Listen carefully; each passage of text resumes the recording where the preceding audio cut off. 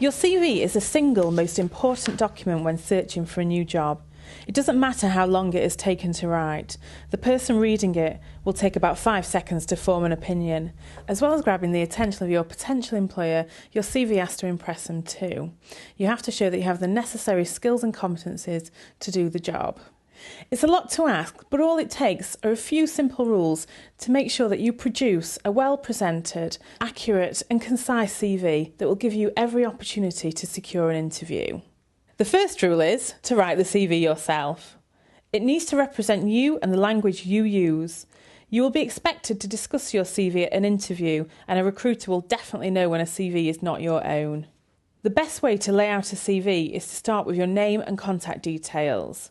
Your date of birth is not necessary, neither are your nationality or marital status.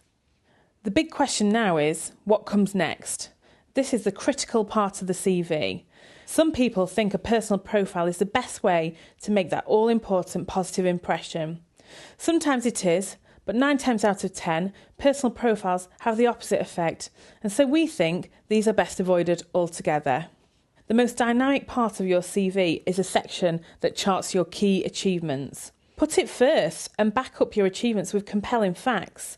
Don't just tell the reader you wrote and implemented an absence policy. Tell them you reduced sickness absence levels from 11% to 2.5% over a 1-year period. Once you've captured your reader's interest, they'll be wanting to know where you've worked. So your employment history comes next. Include job title and dates, and put the most recent first. Also include a description of your duties and your responsibilities. Include precise details. These will make your skills tangible. Then come your education and qualifications. Again, most recent first. Start with your most relevant professional qualification for the job. Then give the full title of your degree and a summary of subjects and grades. These are followed by relevant training, which comes in a separate section. The interests and hobbies section should not be underestimated. Keep away from boring clichés. And show hobbies that can demonstrate a range of skills relevant to the job or transferable to a workplace setting. And if possible, pick hobbies that are a little out of the ordinary so you can stand out from the crowd. The final section of CV refers to your referees, and this leads us onto our second rule. Keep it brief. A good CV shouldn't be any longer than 2 to 3 pages. It should be informative but concise. Cut out any fancy and complicated sentences.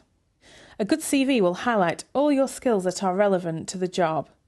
Dispense with those that are irrelevant, and don't over-describe those that are left. Something else that shouldn't be mentioned at this stage is your current salary. We don't need to mention referees yet either.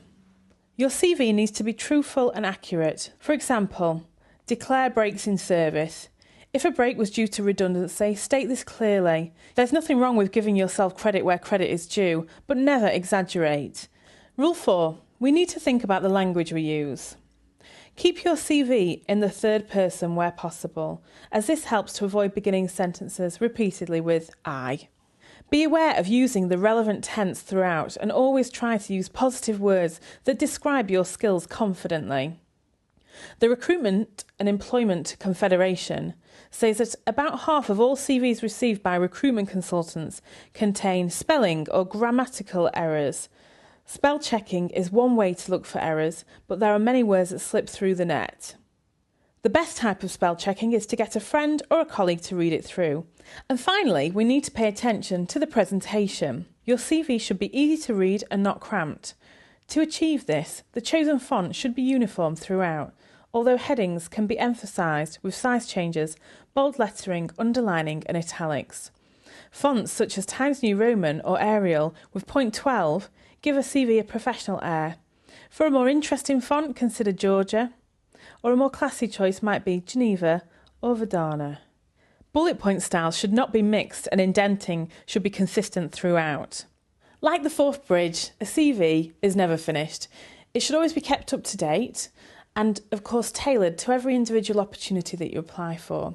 By following these 5 simple rules of writing the CV yourself, keeping it brief, being truthful and accurate, getting the language right and applying the finishing touches, you will give yourself every opportunity to progress to the interview stage. And when you get to the interview stage, we can help you with that too.